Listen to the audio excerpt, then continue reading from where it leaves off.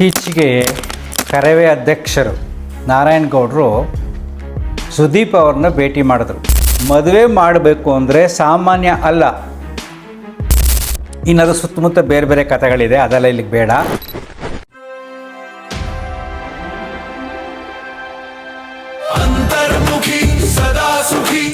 ನಮಸ್ಕಾರ ಸ್ನೇಹಿತರೆ.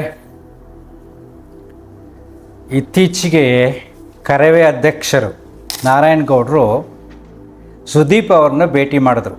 ಅಂದರೆ ತನ್ನ ಮಗನ ಮದುವೆಗೆ ಕರೆಯೋಕ್ಕೆ. ಅದನ್ನು ನೋಡಿದಾಗ ನನಗೆ ಈ ವಿಡಿಯೋ ಮಾಡಬೇಕು ಅನಿಸ್ತು. ಇನ್ನದು ಸುತ್ತಮುತ್ತ ಬೇರೆ ಬೇರೆ ಕಥೆಗಳಿದೆ, ಅದೆಲ್ಲ ಇಲ್ಲಿಗೆ ಬೇಡ.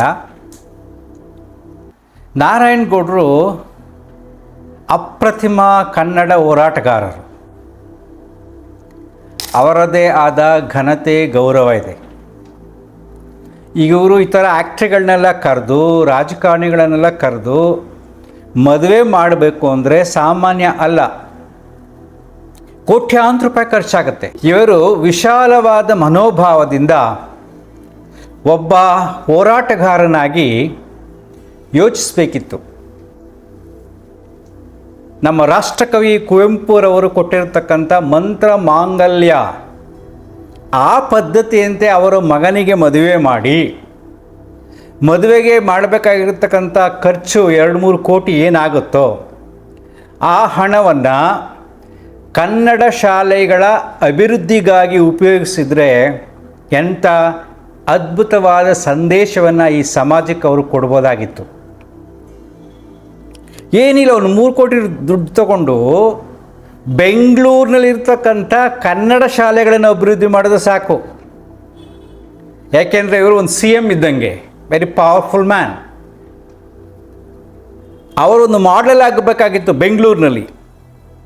ನೆಕ್ಸ್ಟು ಬೇರೆ ಬೇರೆ ಜಿಲ್ಲೆಗಳಲ್ಲಿ ಅಲ್ಲಿರ್ತಕ್ಕಂಥ ಜಿಲ್ಲಾಧ್ಯಕ್ಷರು, ಕನ್ನಡ ಪರ ಹೋರಾಟಗಾರರು ಅವರ ಮಕ್ಕಳ ಮದುವೆಯನ್ನು ಕುವೆಂಪುರವರ ಮಂತ್ರ ಮಾಂಗಲ್ಯ ಪದ್ಧತಿಯಂತೆ ಸರಳವಾಗಿ ಮಾಡಬೇಕು ಅಂತ ಅವರು ಹೇಳಬೇಕಾಗಿತ್ತು. ಬೆಂಗಳೂರಲ್ಲಿ ಯಾಕೆ ಇವ್ರು ಮಾಡಬೇಕಾಗಿತ್ತು ಅಂದರೆ, ಇತ್ತೀಚೆಗೆ ನನಗೊಂದು ಮೆಸೇಜ್ ಕಳಿಸಿದ್ರು ಒಬ್ಬ ಇಂಜಿನಿಯರ್. ಸರ್, ಬಾಡಿಗೆ ಮನೆಯಲ್ಲಿದ್ದೀನಿ, ನನ್ನ ಸಂಬಳ ಸಾಲಲ್ಲ, ಬರೋದು 40,000 ಸಂಬಳ, 15,000 ಬಾಡಿಗೆಗೆ ಹೋಗುತ್ತೆ, ಒಂದು 10,000 ಮನೆ ಖರ್ಚಿಗಾಗುತ್ತೆ, ದುಡ್ಡಲ್ಲಿ ಉಳಿಸಿ ನಾನು ಲಕ್ಷಾಂತರ ರೂಪಾಯಿ ಡೊನೇಷನ್ ಕಟ್ಟಿ ನನ್ನ ಮಗುನ ಪ್ರೈವೇಟ್ ಶಾಲೆಗೆ ಸೇರಿಸ್ಬೇಕು.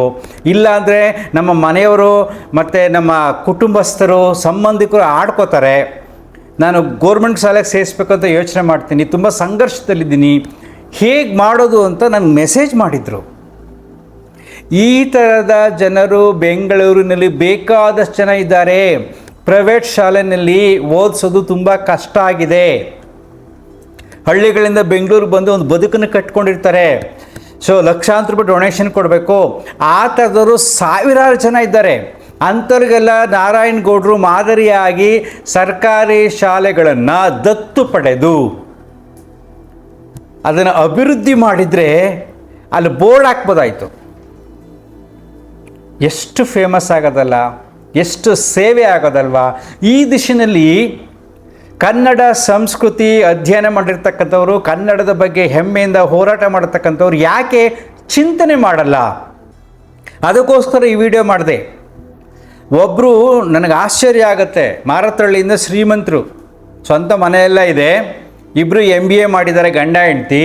ಅವರು ಅವರ ಮಗನನ್ನು ಸರ್ಕಾರಿ ಶಾಲೆಗೆ ಸೇರಿಸಿದ್ದಾರೆ.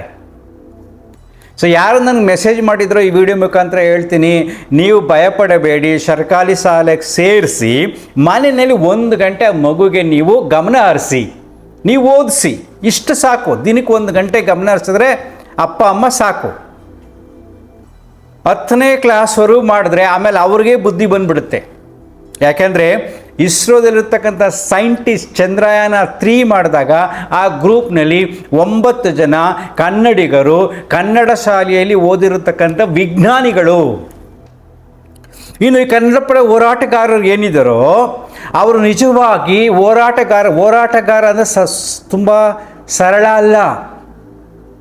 ಪೊಲೀಸ್ ಸ್ಟೇಷನ್ಗೆ ಹೋಗಬೇಕು, ಜೈಲಿಗೆ ಹೋಗಬೇಕು, ಹೊರಗಡೆ ಬರಬೇಕು, ಹೋರಾಟ ಮಾಡಬೇಕು. ಆ ಹೋರಾಟದ ಮನೋಭಾವ ಏನಿದೆ, ಸಮಾಜದ ಏಳಿಗೆಗಾಗಿ, ಈ ಸಮಾಜದಲ್ಲಿರ್ತಕ್ಕಂಥ ಬಡವರು ದೀನರು ಅವರ ಏಳಿಗೆಗಾಗಿ, ನಾಡು ನುಡಿಗಾಗಿ ಅವರು ದೇಹವನ್ನೇ ತನುಮನ ಧನವನ್ನು ತ್ಯಾಗ ಮಾಡಿ ನಾವು ಬದುಕ್ತೀವಿ ಅನ್ನತಕ್ಕಂಥ ಚಿಂತನೆ ಅವರಲ್ಲಿರುತ್ತೆ. ಇದು ಸಮಾಜಕ್ಕೆ ತಿಳ್ಕೋಬೇಕಾದ್ರೆ ಈ ರೀತಿಯಾದ ನಾವು ಮಾಡತಕ್ಕಂಥ ಆಚರಣೆಗಳಿಂದ, ನಮ್ಮ ವ್ಯಕ್ತಿತ್ವದಿಂದ, ನಮ್ಮ ಚಿಂತನೆಯಿಂದ ಈ ಸಮಾಜಕ್ಕೆ ನಾವು ತಿಳಿಸ್ಬೇಕು ಅಲ್ವಾ. ಈಗ ನಾರಾಯಣಗೌಡರು ಸರಳ ವಿವಾಹ ಕೇವಲ 50 ಜನ ಅಷ್ಟೇ, ಕುವೆಂಪುರ ಮಂತ್ರ ಮಾಂಗಲ್ಯ ಪದ್ಧತಿ ಅಂತ ಮಾಡಿ ಜನಕ್ಕೆ ಒಂದು ಮಾಡೆಲ್ ಆಗಿದ್ದಿದ್ರೆ, ಟಿ ವಿನಲ್ಲಿ ನಾವು ಹೇಗೆ ಮಾಡಿದ್ವಿ, 50 ಜನ ಹಿಂಗೆ ಬಂದಿದ್ರು, ಮಂತ್ರ ಮಾಂಗಲ್ಯ ಈ ರೀತಿ ಇತ್ತು, ಈ ರೀತಿ ಮಾಡಿ ಅಂತ ಟಿ ವಿನಲ್ಲಿ ಕುಳಿತುಕೊಂಡು ಪ್ರೋಗ್ರಾಮ್ ಕೊಟ್ಟಿದ್ರೆ ಸಾವಿರಾರು ಜನರಿಗೆ ಒಂದು ಅವೇರ್ನೆಸ್ ಬರೋದು. ಎಷ್ಟೋ ಜನರು ಸಾಲ ಸೌಲಭ್ಯ ಮದುವೆ ಮಾಡ್ತಾರೆ, ಕಷ್ಟಪಡ್ತಾರೆ, ಅವ್ರಿಗೊಂಥರ ನಂಬಿಕೆ ಬರೋದು. ನೀವೊಂದು 20 ಶಾಲೆನ ಬೆಂಗಳೂರಲ್ಲಿ ಕನ್ನಡ ಶಾಲೆಗಳನ್ನು ದತ್ತು ತಗೊಂಡು ಅಭಿವೃದ್ಧಿಪಡಿಸಿದರೆ, ನಿಮ್ಮಲ್ಲಿ ಬೋರ್ಡ್ ಹಾಕಿದರೆ ಎಷ್ಟು ಜನಕ್ಕೆ ಅನುಕೂಲ ಆಗಿರೋದು. ಆಗ ಎಲ್ಲ ಜಿಲ್ಲೆಗಳಲ್ಲಿ ಎಲ್ಲರೂ ಆ ರೀತಿ ಮಾಡಿದರೆ, ಆಗ ಎಲ್ಲ ಕಡೆ ಈ ಥರ ಡೆವಲಪ್ ಆಗ್ತಾಯಿದ್ರೆ, ಆಗ ಸರ್ಕಾರದ ಮೇಲೆ ನಾವು ಚಾಟಿ ತಗೊಂಡು ಹೊಡೆದಂಗೆ ಆಗುತ್ತೆ. ಯಾಕೆಂದರೆ ಸರ್ಕಾರದಲ್ಲಿ ಯಾವ ರೀತಿ ಇದೆ ಮನಸ್ಥಿತಿಗಳಂದರೆ, ಎಲ್ಲ ರಾಜಕಾರಣಿಗಳು ಸ್ವಾರ್ಥದಿಂದ ತಮ್ಮ ಎಜುಕೇಷನ್ಸ್ ಇನ್ಸ್ಟಿಟ್ಯೂಷನ್ಸ್ ದೊಡ್ಡ ಡೆವಲಪ್ ಆಗಬೇಕು ಅಂತ ಸರ್ಕಾರಿ ಶಾಲೆಗಳ ಕಡೆ ಗಮನ ಹರಿಸುತ್ತಿಲ್ಲ. ನೀವು ಸ್ವಲ್ಪ ಚಿಂತನೆ ಮಾಡಿ, ಎಷ್ಟು ಜನ ಮಿನಿಸ್ಟ್ರುಗಳು ಎಲ್ಲ ಪಕ್ಷಗಳಲ್ಲೂ ಅವರ ಎಜುಕೇಷನ್ಸ್ ಇನ್ಸ್ಟಿಟ್ಯೂಷನ್ಸ್ ಎಷ್ಟು ದೊಡ್ಡದಾಗಿದೆ. ಮತ್ತು ಈ ರಾಜಕಾರಣಿಗಳು ಸಮಾಜಕ್ಕೆ ಏನು ಕೊಡುಗೆ ಕೊಡ್ತಾ ಇದ್ದಾರೆ, ಅದೇ ರೀತಿ ಸರ್ಕಾರಿ ಶಾಲೆಗಳನ್ನು ಯಾಕೆ ಇಂಪ್ರೂವ್ ಮಾಡಿಲ್ಲ? ಇದು ಸ್ವಾರ್ಥದಿಂದ, ವ್ಯಾಪಾರದಿಂದ, ಜನರ ಭಾವನೆಗಳನ್ನು ಉಪಯೋಗಿಸ್ಕೊಂಡು ಮಾಡತಕ್ಕಂಥ ಇದೊಂದು ವ್ಯಭಿಚಾರ ಅಂತ ಕರಿತೀನಿ. ಯಾಕೆಂದರೆ ಯಾರು ಸರ್ಕಾರಿ ಶಾಲೆಗಳನ್ನು ಡೆವಲಪ್ ಮಾಡದೆ ಆ ಮಿನಿಸ್ಟ್ರು ಸ್ವಂತ ಎಜುಕೇಷನ್ ಇನ್ಸ್ಟಿಟ್ಯೂಷನ್ನ ಚೆನ್ನಾಗಿ ಡೆವಲಪ್ ಮಾಡಿದ್ರು ಮಾತ್ರ ಅಲ್ವಾ.